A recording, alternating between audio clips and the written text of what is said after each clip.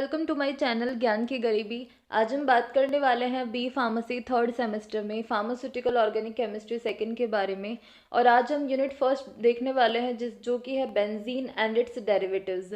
तो इसके अंदर हम जो है वो अलग अलग आज के वीडियो में एनालिटिकल एविडेंसेस, सिंथेटिक एविडेंसेस के और molecular orbital picture of benzene के बारे में जो है वो बात करने वाले हैं। इससे पहले इसके जो नोट्स है वो हमने नीचे डिस्क्रिप्शन बॉक्स में इसका लिंक दे दिया है, तो आप वहाँ से जो है डाउनलोड कर सकते हैं। एंड आपने अभी तक हमारे चैनल को सब्सक्राइब नहीं किया तो please subscribe to the channel and hit the bell icon, आपको हमारे चैनल की नोटिफिकेशंस मिलते रहे। तो चलिए स्टार्ट करते हैं।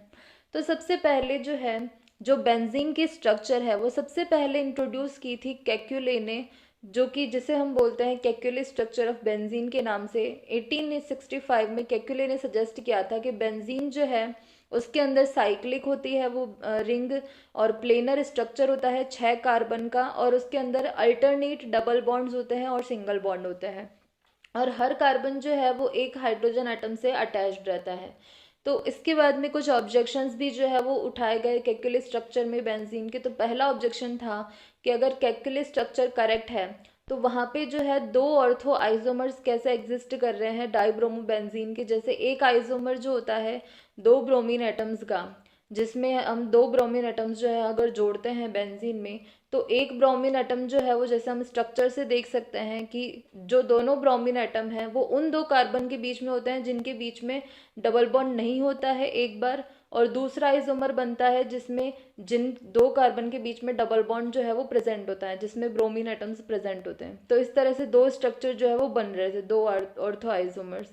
तो इस ऑब्जेक्शन को ओवरकम करने के लिए केक्यूले ने सजेस्ट किया कि जो बेंजीन है वो दो फॉर्म्स का मिक्सचर है। जैसे फर्स्ट और सेकंड जो हम स्ट्रक्चर नीचे देख सकते हैं वो दोनों रैपिड इक्विलिब्रियम में रहते हैं दोनों स्ट्रक्चर्स।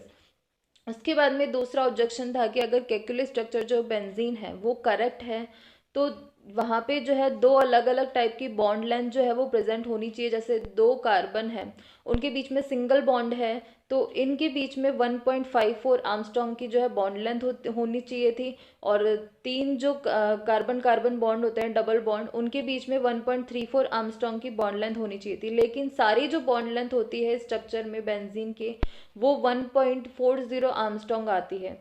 उसके बाद में तीसरा जो था वो था कि अगर बेंजीन का स्ट्रक्चर जो है करेक्ट है केक्यूले के स्ट्रक्चर के हिसाब से, तो वो जो है एडिशन रिएक्शन भी देना चाहिए, लेकिन बेंजीन जो है वो प्रेफर करती है सब्स्टिट्यूशन रिएक्शन देना।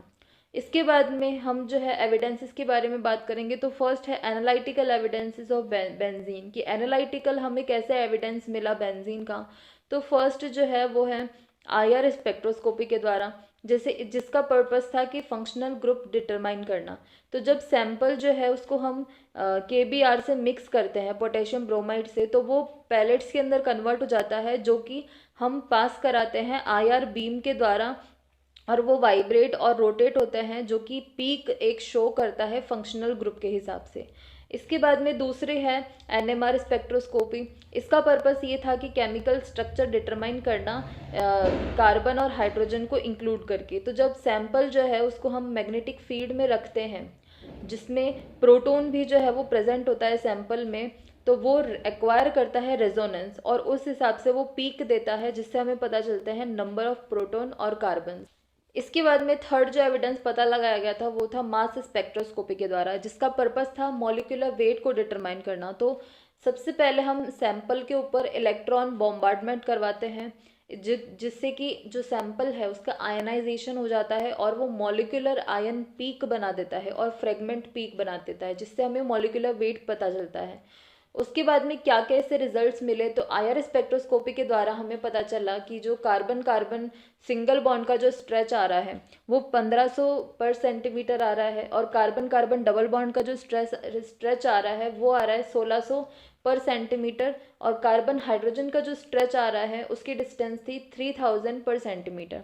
इसके बाद में हमें NMR स्पेक्ट्रोस्कोपी के द्वारा क्या पता चला कार्बन के बारे में, कि 6 कार्बन कपल जो है, मतलब 6 कार्बन एक साथ कपल होते हैं और एक सिंगल पीक जो है वो उसके अंदर देते हैं। इसके बाद में हाइड्रोजन NMR स्पेक्ट्रोस्कोपी से पता चला कि 6 प्रोटॉन जो है वो एक सिंगल पीक देते हैं। इससे हमें पता चला कि कार्बन में 6 कार्बन होते हैं बेंजीन के अंदर और 6 प्रोटॉन्स प्रेजेंट होते हैं बेंजीन में। इसके बाद में मास स्पेक्ट्रोस्कोपी से हमें पता चला कि जो इसके अंदर मॉलिक्यूलर आयन पीक जो है वो 78 पे आती है। तो इससे हमें पता चला कि इसका जो पूरा मॉलिक्यूलर वेट होता है वो 78 होता है। सो मॉलिक्यूलर फॉर्मूला बेंजीन जो है वो एनालिटिकल डेटा से हमें मिला 6C6H6। इसके बाद में अब हम सिंथेटिक एविडेंसेस के बारे में बात करें बेंजीन के, तो फर्स्ट है कि बेंजीन जो है वो एक स्ट्रेट चेन स्ट्रक्चर नहीं है। वो हमें कैसे पता चला कि जब एल्कीन्स जो है, नॉर्मल जो एल्कीन्स होते हैं उसे हम ब्रोमीन सॉल्यूशन से ट्रीट करते हैं, तो वो रिएक्शन के बाद में ब्रोमीन कलर जो है वो डीकलराइज हो जाता है और डाई हेलोजनेटेड एल्कीन बना देता है। लेकिन जो बेंजीन है वहीं पे वो एक साइक्लिक कंपाउंड है और उसके अंदर कोई भी फ्री एंड प्रेजेंट नहीं होता, वो पूरी साइकिल में रहता है। तो जब हम एडिशन कराते हैं ब्रोमीन का या फिर KMnO4 का, तो उसके लिए हाई एनर्जी की रिक्वायरमेंट रहती है। तो यहाँ पे हम रिएक्शन में देख सकते हैं कि अगर जब हम बेंजीन को ब्रोमीन या फिर KMnO4 से कराते हैं रिएक्शन, तो कोई भी रिएक्शन नहीं होती है और डीकलराइजेशन इस केस में जो है वो नहीं होती है ब्रोमीन या फिर KMnO4 की। जबकि जो नॉर्मल एल्कीन्स होते हैं जिनके एंड होते हैं वो डीकलराइज हो जाते हैं, लेकिन इसमें जो है वो डीकलराइज नहीं होते हैं ये।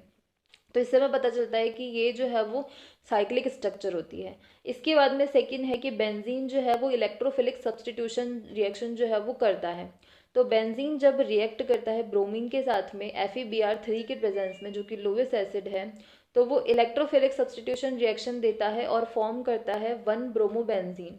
और जो फॉर्मेशन होता है 1-ब्रोमोबेंजीन का वो एविडेंस है बेंजीन की स्ट्रक्चर का। इसके बाद में थर्ड है कि बेंजीन जो है वो हाइड्रोजनेशन रिएक्शन करता है। तो बेंजीन जो है वो जब हम इसको निकल कैटेलिस्ट के प्रेजेंस में जो है इसका रिडक्शन कराते हैं, तो वो साइक्लोहेक्सीन प्रेजेंट करता, मतलब बनाता है और लिबरेट करता है 49.8 KCl पर मोल की एनर्जी, जो कि बताती है कि जो कंपाउंड है वो बेंजीन है।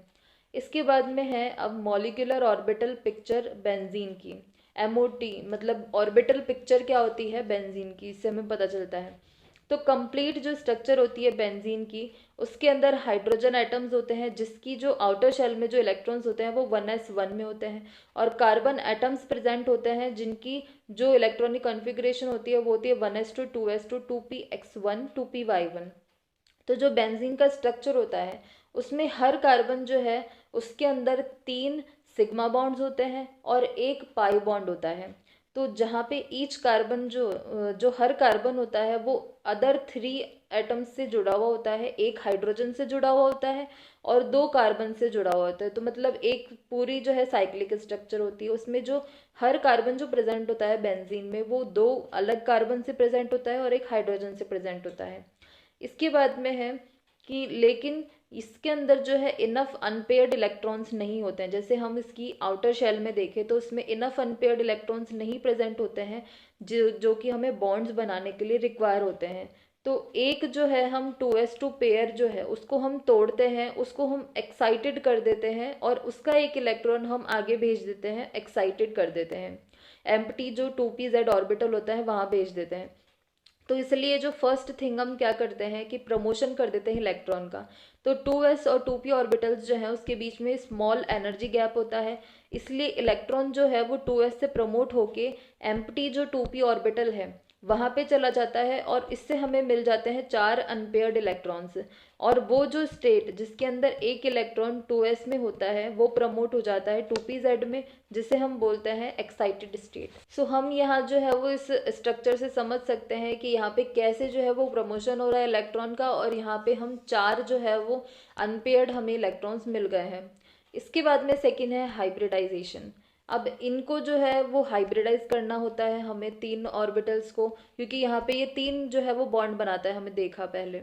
तो यहाँ पे 3 ऑर्बिटल जो है वो हमें 4 की बजाय चाहिए होते हैं, 3 सिग्मा बॉन्ड्स बनाता है ये। इसलिए एक 2s इलेक्ट्रॉन और 2 2p इलेक्ट्रॉन्स जो है वो इन्वॉल्व होते हैं हाइब्रिडाइजेशन में, और एक 2p इलेक्ट्रॉन जो है वो अनचेंज्ड रह जाता है।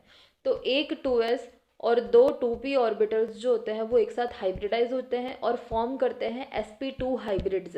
अब ये इसलिए sp2 बोलते हैं क्योंकि एक ऐसा ऑर्बिटल और 2 p ऑर्बिटल जो है वो हाइब्रिडाइज हो रहे हैं। तो इसलिए अब 3 sp2 हाइब्रिड्स जो हैं वो अरेंज होते हैं इस तरह से कि वो 120 डिग्री एंगल पे जो है वो रहते हैं एक दूसरे से, मतलब जितने वो दूर हो सके उतने दूर जो है वो उनके एंगल रहते हैं तीनों sp2 हाइब्रिड्स के। और रिमेनिंग जो p ऑर्बिटल होता है वो राइट एंगल पे जो रहता है उन तीनों के। तो ये जो है वो स्ट्रक्चर होती है sp2 हाइब्रिड की। इसके बाद में है कि हर कार्बन एटम जो होता है बेंजीन का, वो sp2 हाइब्रिड ऑर्बिटल्स को यूज़ करता है और फॉर्म करता है 3 सिग्मा बॉन्ड्स, जो कि हमने पहले देखा था कि ये 3 सिग्मा बॉन्ड फॉर्म करता है। तो इन हाइब्रिड ऑर्बिटल्स का यूज़ करके ये 3 सिग्मा बॉन्ड्स बनाता है, जो कि जिसमें वो 2 जो है वो सिग्मा बॉन्ड बनाता है अदर कार्बन के साथ में, और 1 सिग्मा बॉन्ड वो हाइड्रोजन एटम के साथ बनाता है। इसके बाद है कि जो p इलेक्ट्रॉन होता है हर कार्बन एटम पे, जो कि बचा हुआ होता है, हम मतलब जो कि एक अनपेयर्ड रह जाता है बिना हाइब्रिडाइज हुए, वो जो p इलेक्ट्रॉन होता है वो ओवरलैपिंग करता है साइड वाइज मैनर में और फॉर्म करता है ये पाई बॉन्ड, क्योंकि ये अलग एक ही इलेक्ट्रॉन जो है वो हर कार्बन में रह जाता है। तो ये पाई बॉन्ड जो है वो फॉर्म करता है, जो कि सारी जो पूरी होल कार्बन रिंग होती है उसमें फैल जाता है। तो ये जो इलेक्ट्रॉन्स होते हैं इन्हें हम डीलोकलाइज्ड बोलते हैं, मतलब ये जो है वो डीलोकलाइज्ड ही रहते हैं। इसके बाद में है कि यहाँ पे 2 पॉसिबिलिटी रहती है पाई बॉन्ड फॉर्मेशन की, कि किस तरह से पाई बॉन्ड जो है वो फॉर्म होता है बेंजीन में। तो वो अल्टरनेट पाई बॉन्ड्स जो है वो बनाते हैं बेंजीन में। तो इस तरीके से नीचे हम देख सकते हैं स्ट्रक्चर में कि ये पाई बॉन्ड जो है वो बनाता है। इसके बाद में हम ऑर्बिटल पिक्चर की बात करें, जो कि बहुत ज़्यादा इंपॉर्टेंट जो है स्ट्रक्चर है, एग्जाम में जो है वो पूछा जाता है कि ऑर्बिटल पिक्चर बेंजीन की क्या होती है। तो सिंपली हमें ये जो है वो स्ट्रक्चर बनानी होती है। तो यहाँ पे जो है वो ये स्ट्रक्चर बनाई हुई है। यहाँ पे ये जो है वो 6 कार्बन जो है रिप्रेजेंट किए गए हैं sp2 हाइब्रिड्स के। इसके बाद में इसमें जो p इलेक्ट्रॉन होता है, जो कि साइड वाइज मैनर में जो है वो बॉन्ड बनाता है एक दूसरे से, पाई बॉन्ड जो बनाता है वो भी इसमें रिप्रेजेंट किया गया है। तो यहाँ पे जो है ये स्ट्रक्चर इस तरह से होती है। और जो 2 कार्बन होते हैं इन दोनों कार्बन के बीच में पाई बॉन्ड होता है, और इन दोनों को जो है हम बोलते हैं sp2 जो हाइब्रिड बनते हैं उनको बोलते हैं। और यहाँ पे एक हाइड्रोजन भी जो है वो हर कार्बन के साथ में अटैच होता है, जो कि 1s1 इलेक्ट्रॉनिक कॉन्फ़िगरेशन में होता है। और इन दोनों के बॉन्ड को जो है वो बोलते हैं, कार्बन हाइड्रोजन के बॉन्ड को बोलते हैं हम sp2 बॉन्ड, और इसे हम सिग्मा बॉन्ड भी बोलते हैं। तो यहाँ पे 6 इलेक्ट्रॉन जो होते हैं p ऑर्बिटल के, वो कवर करते हैं सारे 6 कार्बन एटम्स को, और इसे बोलते हैं हम डीलोकलाइज्ड, जैसे कि हमने पहले भी देखा है। और जो रिजल्ट होता है डीलोकलाइजेशन का, वो एक pi bond, strong pi bond जो है वो फॉर्म करता है, और इससे ज़्यादा स्टेबल मॉलिक्यूल जो है वो फॉर्म हो जाता है बेंजीन का। सो गाइज ये था आज के topics, Kekule's structure of benzene, analytical evidences, synthetic evidences और molecular orbital picture of benzene. So इसके जो नोट्स है वो हमने नीचे डिस्क्रिप्शन बॉक्स में इसका लिंक दे दिया है, तो आप वहाँ से जो है डाउनलोड कर सकते हैं। And thanks for watching this video, and if like this video please hit the like button and subscribe my channel ज्ञान की गरीबी, and hit the bell icon to get notifications for my new videos.